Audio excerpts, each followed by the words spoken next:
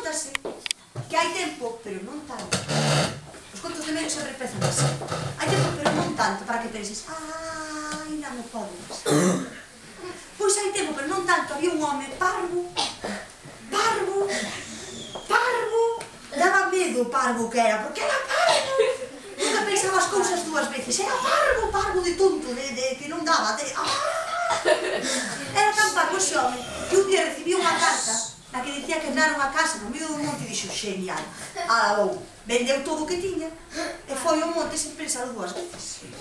E só cando chegou a la se decatou de que a súa casa estaba nunha aldea abandonada e que non había nada nin ninguén. Só a aldea abandonada, nin luz había. Pero como xa vendera todo non podía volver atrás. Así que esa noite se dispuxo a pasar na súa casa, na aldea abandonada, no piso de arriba, metido na súa camiña, escoitando os sons misteriosos que hai nunha casa de noite. Como non podía dormir polo medo, el pensou, se consigo explicar os sonidos, non teño que ter medo, porque se ten unha explicación, non é malo. E ele escoitaba como se unha man, sen corpo, pero con uñas longas, rabuñase o chan facendo... E decía, mellor que unha man sen corpo calquera cousa. Asomábase, non que nada, e decía, que pode ser? Que pode ser? Estivo que pensalo bastante porque era parvo. Que pode ser? Que pode facer nunha casa abandonada? Ten que ser un bicho, ten que ser... Un rato, ves como ti és listo, ele ainda pensou máis, Un rato, hostia, un rato, claro, pequeniño, pois non o vexo, non teño por que ter medo, hai un rato abaixo, xa está. Pero cando explicas un son, enseguidinha veu outro. E ele pareceulle como se ao lonxe un ánima en pena chamase por ele, facendo un...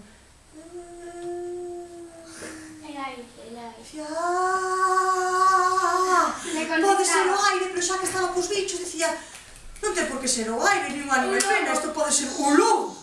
Está lonxe, malo será que me veña a comer, que ven un rato abaixo, un lobo lonxe, que casa tan bonita. Estaba ele ali, aterrorizado, cando sentiu como unha serpe que baixaba o tellado facendo como un... botando de alento na casa, como... A chuvia.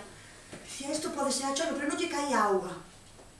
Pode ser, ahora sí que isto pode ser algo que baixa desde arriba, que é como un alento. Podía ser un moucho, pero te daríache un infarto se te cae un moucho en riba. Isto é o vento, isto é o aire, bueno, non pasa nada, un rato abaixo, un lobo lonxe, o vento que vai... Que casa tan bonita!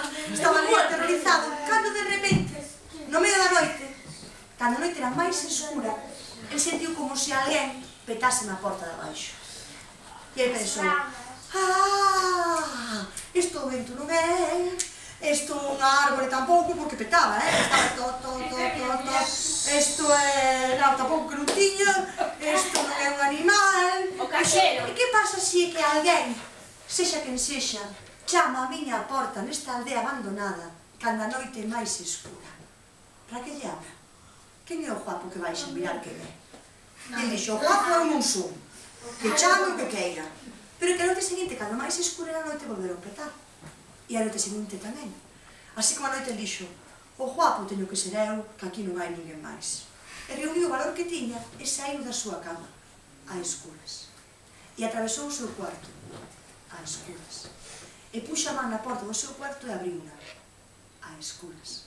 E foi baixando as escaleiras, escano a escano, a escuras. E foi chegando á porta de entrada, a escuras. E foi ponindo a man na porta de entrada, a escuras. E foi abrindo a porta de entrada, a escuras. Evidentemente non viu nada porque estaba a escuras. Pero xa que estaba ali, dixo, vou poñer un pé fora da casa a ver se coa luz da lúa vexo algo. E isto é o que nunca hai que facer. Se peten na porta, cando a noite máis escura non baixes. E se baixas, dixes, que peten, que eu quedo na miña casa, porque poso un pé fora e... Pode haber ladrón, pode haber vecino. E ele o que fixo foi poñer un pé fora, porque xa vos dixe que moi listo non era, e non viu nada, pero si notou como se alguén lle agarrase a roupa e tirase por ela para baixo. E ao baixar a mirada viu que había alguén, que era unha nena co pelo mollado, os pés descalzos, e levaba unha taciña como de café, vacía, que lle dicía, señor, podría darme un poquinho de azúcar? Claro, nena, dixo, ele foi a cociña por azúcar, pero ao volver, ela xa non estaba. Había como un sopro de vento, como un rastro de fume. Pero a noite seguinte, cando a noite era máis escura, petaron a porta outra vez. E ao abrir, el viu a nena, co pelo mollado, os pés descalzos, e a taciña vacía que lle decía, señor, podría darme un poquinho de azúcar? Claro, nena, dixo lle, foi a cociña por azúcar, pero ao volver, ela xa non estaba. Só o sopro de vento, o rastro de fume, home, era parvo, pero parvo, non era, así que eu tese que te tiño azúcar ao lado da porta para non perder o tempo. Cando petaron, el xa estaba ali. Abriu e viu a nena co pelo mollado, os pés descalzos, a taciña vacía que lle decía, señor, podría darme un poquinho de azúcar?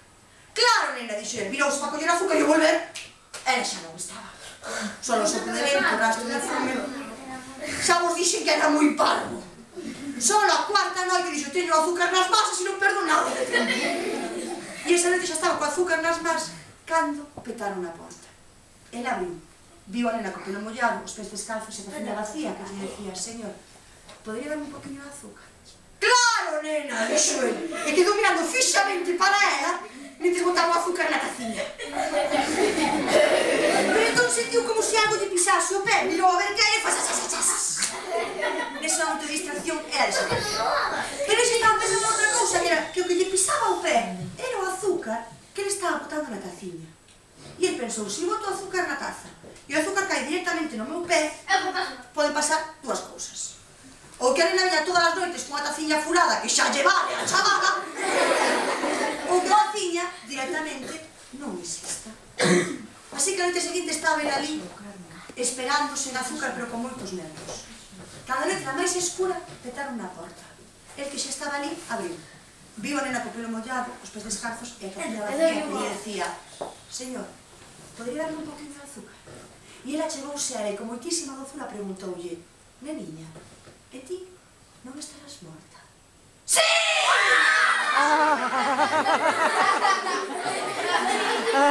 E ese verbo foi tan grande como intentei facer que o corazón do home lle saiu da boca.